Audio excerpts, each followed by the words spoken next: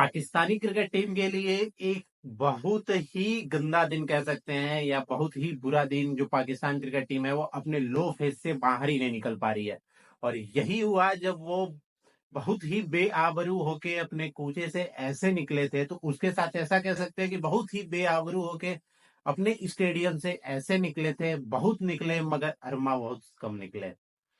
तो बांग्लादेश की टीम ने एक ऐतिहासिक जीत पाकिस्तान के ऊपर पाई है और वो भी 10 विकेट से जीत पाई है। बांग्लादेश की टीम ने पाकिस्तान को 10 विकेट से हराई है, वो भी उनके घर में जाके हराई है।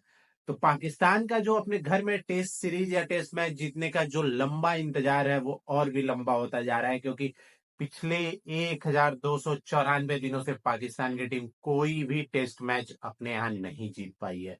पाकिस्तान की टीम जो आखिरी टेस्ट मैच जीती थी वो 2021 में जीती थी, मार्च के महीने में। उसके बाद से आज तक कोई भी टेस्ट मैच नहीं जीत पाई है अपने घर में। ऑस्ट्रेलिया हरा के गई, इंग्लैंड हरा के गई, और अब तो हद ही हो गई जब बांग्लादेश उनको हरा के जा रही है।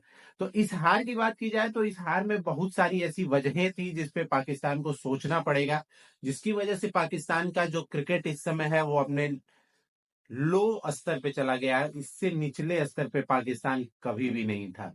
वनडे वर्ल्ड कप में आपने देखा ही होगा, उन्होंने छोटी टीमों से हार गए। T20 वर्ल्ड कप में अमेरिका से वो हार गए, जो पहला वर्ल्ड कप खेल रही थी अपनी, उनसे वो हार गए। तो जिस तरह से वो छोटी टीमों से लगातार हारते जा रहे हैं, उनको अपने बारे में सोचना पड़ेगा। सोचना पड़ेगा शान मसूद और अजहर को, जिन्होंने पाकिस्तान में ऑस्ट्रेलिया जैसी पिच बना दी जिसका उन्हीं के ऊपर उल्टा असर हो गया और पहले बैटिंग करनी पड़ी।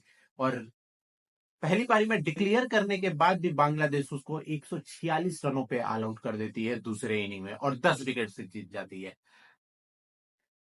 उनको सोचना पड़ेगा बाबर आजम को भी लेके, जिनके बल्ले से रन नहीं निकल रहे हैं। पहले इनिंग में 0, दूसरे इनिंग में 22।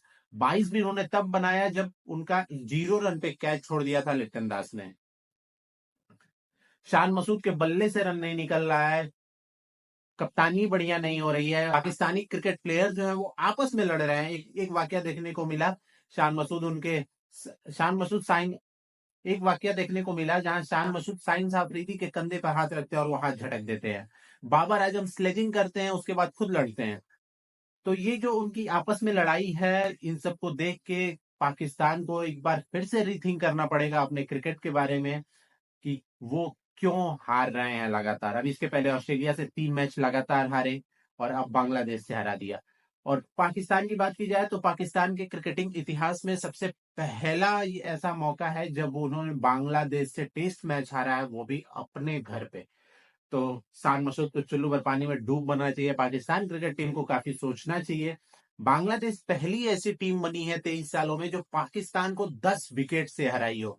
पाकिस्तान इससे पहले कभी 10 विकेट से नहीं हारा था, तो बांग्लादेश पहली ऐसी टीम बनी है। वहीं अगर शान मसूद की बात की जाए, जो पाकिस्तान टीम के कैप्टन है, वो हमेशा से एग्रेसिव क्रिकेट खेलने के पक्षधर रहे हैं। वो बेन स्टोक बनते हैं।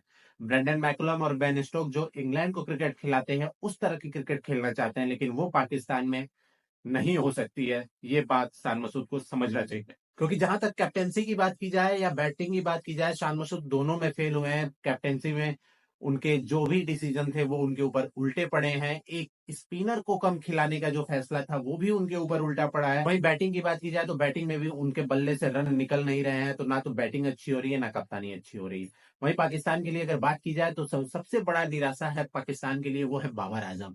बाबर आजम को किंग कहा जाता है, पाकिस्तान में किंग बाबर आजम कहते हैं, लेकिन वो किंग के बराबर भी नहीं है। बाबर आजम पिछले 14 इनिंग में जो उनका स्कोर रहा है, अभी इस इनिंग में 22 रन बनाए थे, इसके पहले 0 रन बनाए थे। इस इनिंग में भी जो 22 रन बनाए वो 0 पे कैच छूटने के बाद बनाए। उसके अलावा 23 रन, 26 रन, 41, 1, 14, 21, 39, 24, 23, 27, 24 और 14 रन, जो पिछले उनके 14 इनिंग के इतिहास में एक भी 50+ स्कोर नहीं आया है उनके बल्ले से। तो जो बाबर आजम ने लास्ट 50 मारी थी वो मारी थी 2022 में। 2022 के बाद से उनके बल्ले से कोई 50 ही नहीं निकला है। तो किस तरह के बैटिंग कर रहे हैं वो, किस तरह से वो उनको किंग कहा जा सकता है, ये भी सोचने वाली बात है। बैटिंग से रन नहीं निकल रहे हैं और जब फील्डिंग करने आ रहे हैं तो स्लेजिंग कर रहे हैं, और स्लेजिंग करने के बाद उल्टे पिट दिए जा रहे हैं। तो ये भी उनके पक्ष में नहीं होता हुआ नजर आ रहा है। तो इस पे बाबर आजम को भी रीथिंक करना पड़ेगा।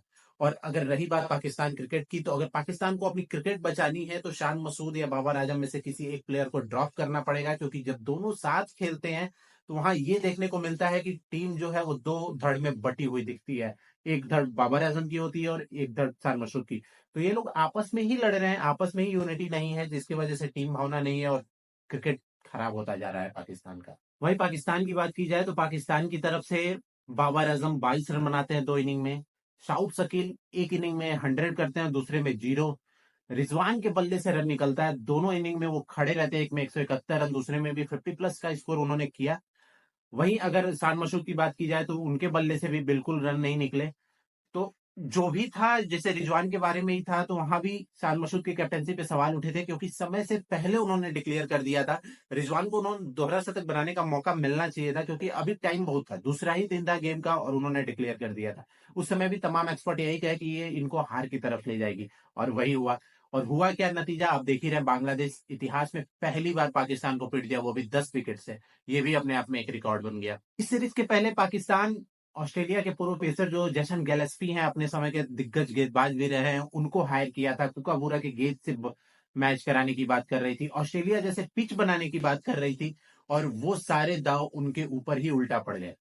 कप्तानी भी और मैनेजमेंट भी इतनी गंदी हुई कि अपने सबसे जो पाकिस्तान की जो सबसे अच्छी स्पिनर, जो सबसे बड़ी स्पिनर इस समय है उनके टीम में, अबरार, उसको ड्रॉप कर दिया गया।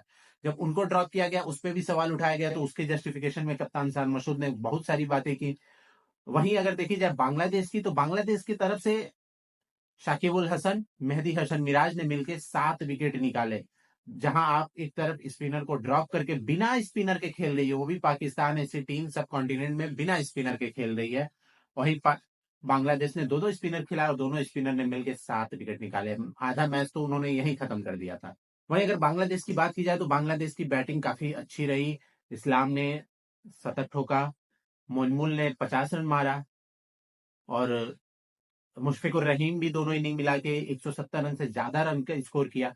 तो बांग्लादेश की तरफ से बैटिंग भी अच्छी रही और बॉलिंग भी काफी अच्छी रही, यहाँ तक कि फील्डिंग काफी अच्छी रही बांग्लादेश की। तमाम कैच भी पकड़े, पाकिस्तान ने कैचेस भी ड्रॉप किए। यही तमाम वजह थी जहां बांग्लादेश यूनाइट होके खेली और उसने पाकिस्तान को पाकिस्तान में घुस के हराया।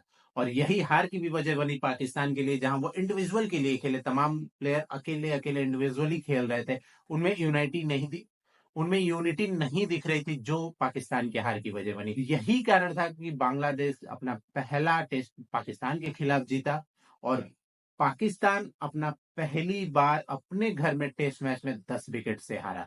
तो ये सारी तमाम वजह थी। वहीं अगर पाकिस्तानी दर्शकों की भी बात की जाए तो पाकिस्तान दर्शक टिकट का दाम लगभग फ्री होने के बाद भी स्टेडियम में देखने को नहीं आ रहे हैं, क्योंकि वो भी जान रहे हैं कि उनकी टीम कितनी निचले स्तर की क्रिकेट खेल रही है। पाकिस्तान अफगानिस्तान से हारती है, आयरलैंड से हारती है, अमेरिका जैसी टीम से हारती है, और अब एक बांग्लादेश बची थी, उसने भी घर में घुस के और बुरी तरह से हरा दिया।